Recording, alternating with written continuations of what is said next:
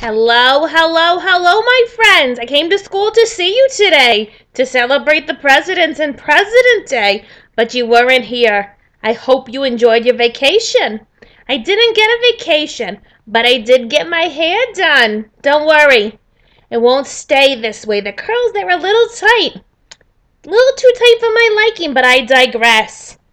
I know you've been talking about Asia, and I know you've been enjoying all Miss Book has to tell you. I can tell. I can tell by your happy little faces.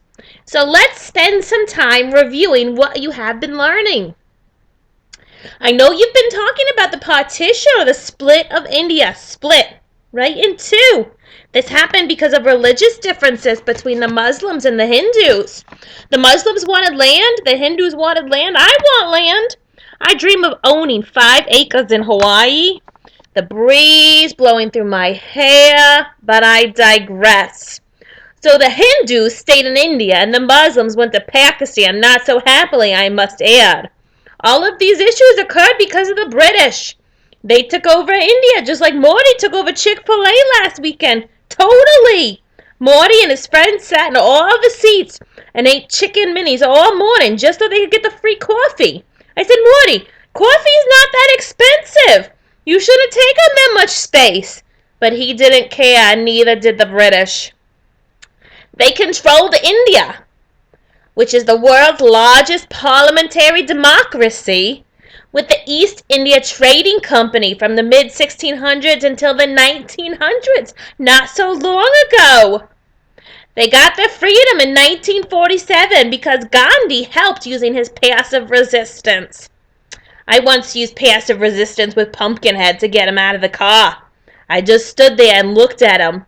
And he sat in the car seat because we buckle up for safety. He sat in that car seat and he looked at me and I looked at him and he looked at me and I looked at him and then I walked away. And you know what he did? He jumped right out. Perfect solution to a problem. Anyway, in 1971, a bloody war occurred between the East and the West Pakistanis. And poof, Bangladesh was formed.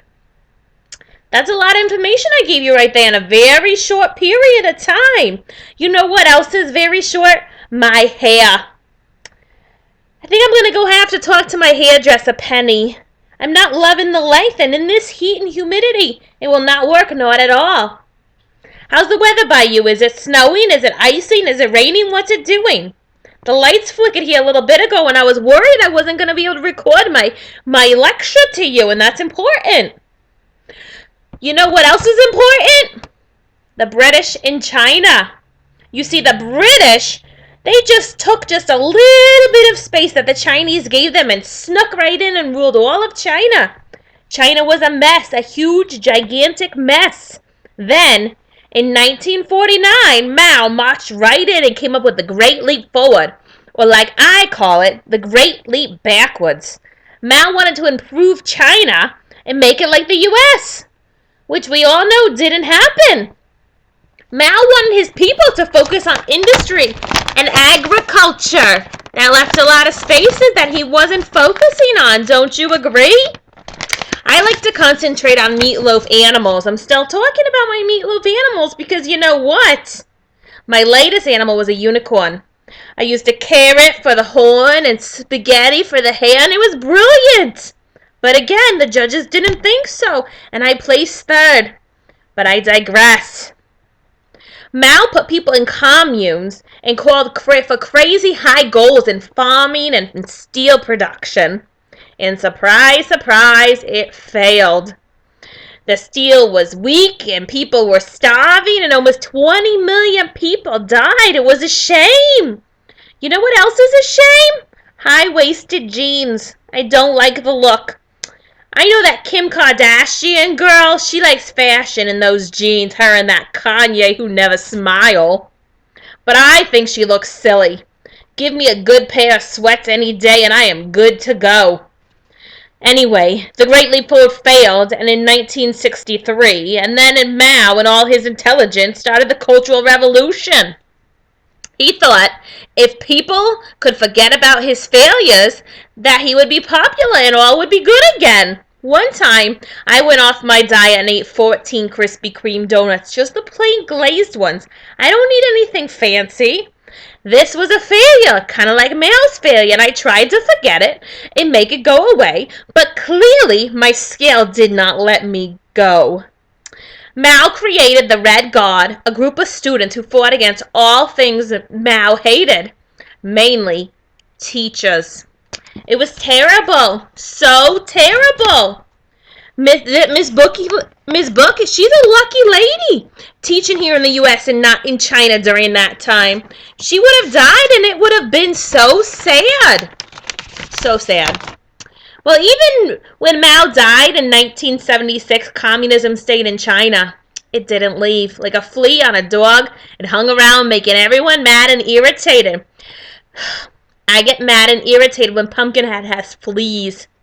Last year, I bought a flea collar at Walmart, thinking it would be good enough. Never gonna do that again. He itched and he scratched and he made everyone crazy with the jingling of his collar.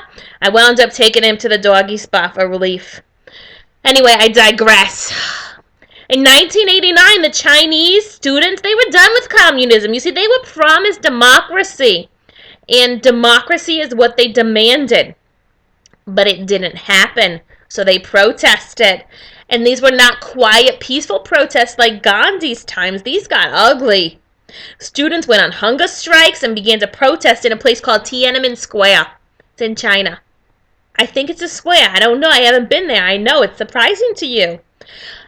But I digress. This made the government very angry, and not just angry like when Professor Snugglebutt slept on my good black sweater and got hair everywhere, but really angry. They declared martial law, which gives the military and the government the right to do whatever they can do or they want to do to end the protests. They declared martial law, like I said, and this included violence, and many, many people died. Students! Such a shame. Such a shame. Today, China, it's an oligarchy ruled by a group of people, but under Mao, of course, it was an autocracy.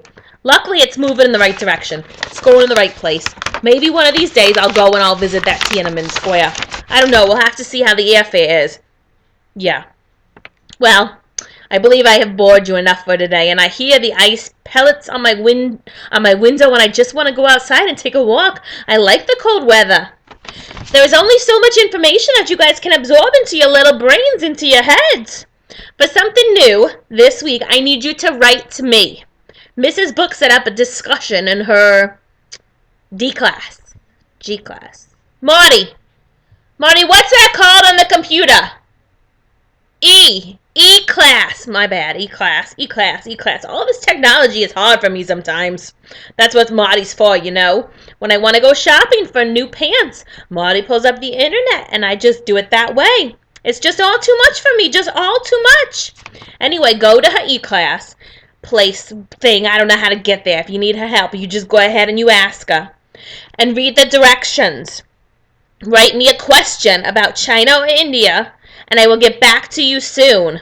And if you are very smart, you can answer someone else's questions. I don't have time to answer everybody's question. I started a new dance class. It's called Merengue for the Mediocre, and it has taken a lot of my time. Anyway, I must go for the walk and to get my hair fixed. It's looking a little rough.